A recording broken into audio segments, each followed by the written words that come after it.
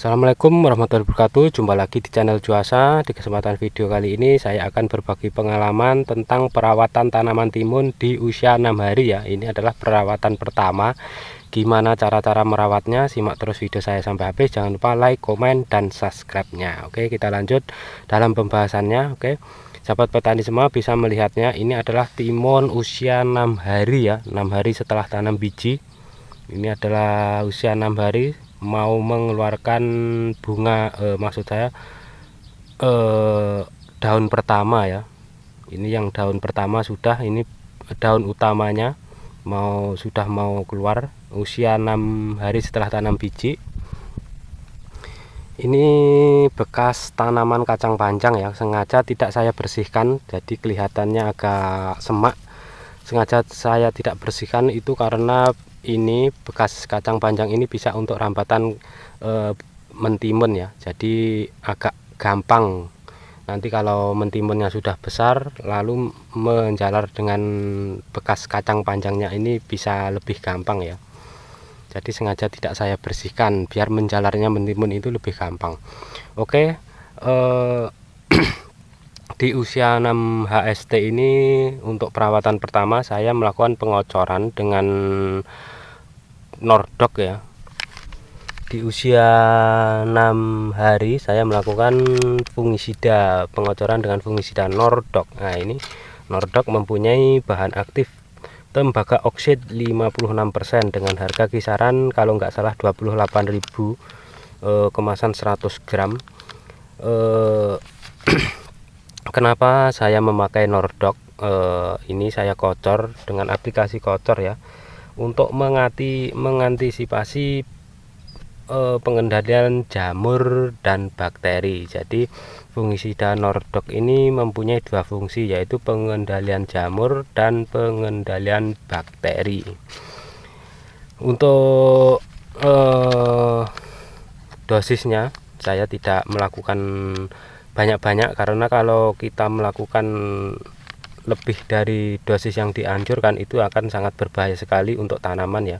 Saya melakukan dengan dosis tangki 16 liter. Ini memakai 1 sendok makan ya. 1 sendok makan Nordok ini, 1 sendok makan saya menggunakan air 16 liter untuk 1 tangki penuh. 1 tangki penuh saya menggunakan 1 sendok makan Nordok. Ada banyak sekali pertanyaan di channel saya, kenapa itu Nordok tidak bisa dicampur dengan pestisida lain seperti insektisida maupun fungisida. Jawabannya adalah Nordok itu tidak bisa dicampur dengan pestisida lain seperti fungisida atau insektisida. Itu kebanyakan mempunyai pH asam ya, asam basah dan asam kuat, karena pestisida Nordok ini tidak dianjurkan untuk dimix dengan pestisida yang bersifat asam lemah atau asam kuat. Kebanyakan pestisida seperti fungisida, seperti insektisida itu bersifat asam kuat dan asam lemah ya, bersifat asam ya. Kalau fungisida atau insektisida yang bersifat pH netral itu bisa ya, karena kebanyakan fungisida dan insektisida di Indonesia itu bersifat asam. Itu sebabnya Nordok tidak disarankan untuk dimix atau dicampur dengan pestisida lain. Kebanyakan di Indonesia itu ada insektisida maupun fungisida itu kebanyakan 99% itu bersifat asam ya. Itu kalau bersifat asam itu artinya tidak boleh dicampur dengan Nordok ini.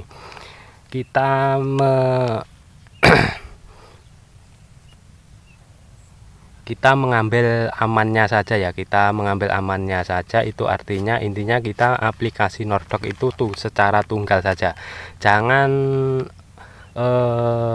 mencampurnya dengan pestisida lain seperti fungisida, seperti insektisida, seperti perakat, seperti organik semua ya. Lebih baik kita aplikasi secara tunggal saja, kita cari amannya saja. cuma kita aplikasi Nordok saja ya, jangan dicampur-campur dengan pestisida lain. Sebenarnya boleh dicampur dengan pH. Kalau kita mempunyai pH air ya, bisa tahu untuk mengetahui pestisida itu pH-nya berapa, karena kebanyakan pH pestisida, insektisida maupun fungisida di Indonesia itu mempunyai pH asam, yaitu sekitar 3,5 sampai 5 ya. Kebanyakan asam, itu sebabnya tidak boleh dicampur dengan Nordok. Kalau dicampur dengan Nordok, kita paksakan, itu akan meracuni tanaman.